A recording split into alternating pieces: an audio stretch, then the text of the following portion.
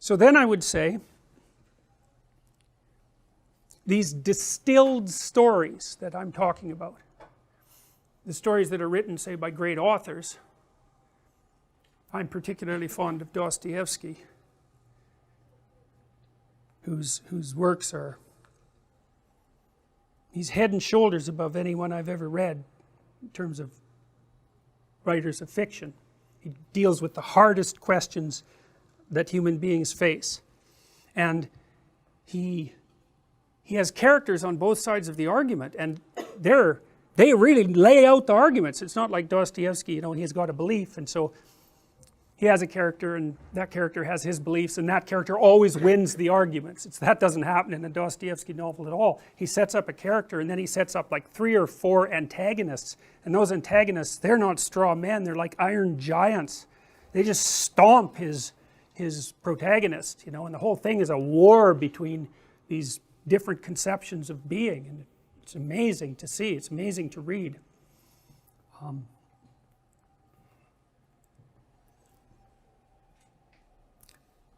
So you distill these stories. Great authors distill stories. Great storytellers distill stories. And we have stories that are very, very, very, very old. Those are usually religious stories of one form or another, but they can be fairy tales.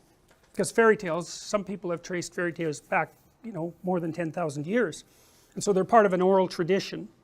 And oral traditions can last for tens of thousands of years. And you know, it's a story that's been told for 10,000 years is a funny kind of story. It's like people have remembered it and obviously modified it. It's like the game of telephone, you know, where I tell you something and you whisper it to the person next to you and so on.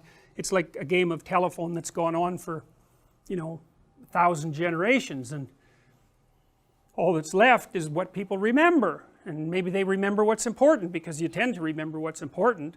And it isn't necessarily the case that you know what the hell it means. You don't know what music means, but you know, that doesn't stop you from listening to it. You don't know, generally speaking, what a movie that you see or a book that you read means, not if it's profound. It means more than you can understand, because otherwise why read it?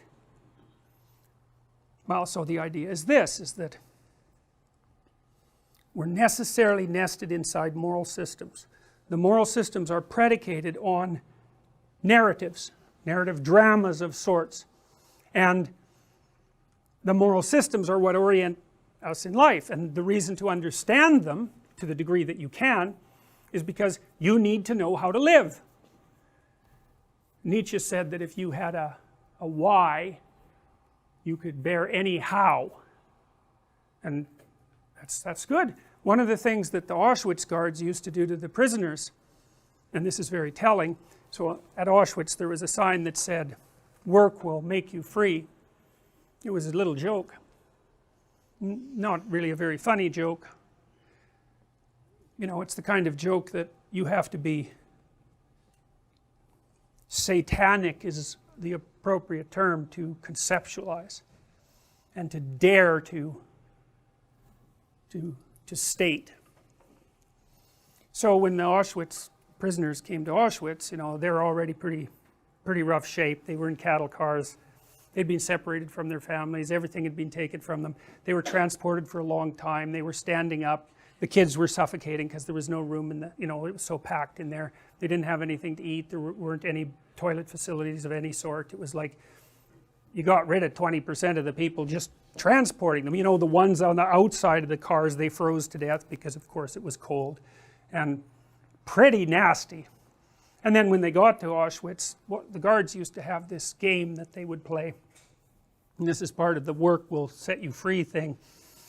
They would get a prisoner, they'd take a prisoner who's already in pretty rough shape, and then have them carry a sack of wet salt, 100 pounds, from one side of the camp to the other. And you know, when you think of a camp, you think of something like a football field, you know, maybe something that big, fences around. It's like, no way, man, these were cities. There were tens of thousands of people in these places. So from one side of the camp compound to the other, that was a good hike. And that wasn't bad enough. They had to get them to carry it back and put it in the same place. Now, that's poetic in its malevolence. You know, what you're doing is you're harnessing the human compulsion to engage in useful activity and demonstrating how absolutely futile that is despite its difficulty. Seems like a bad thing to do. People need, it's a parody of meaninglessness, that's what that is. And you know, people need meaning in their lives because their lives are difficult.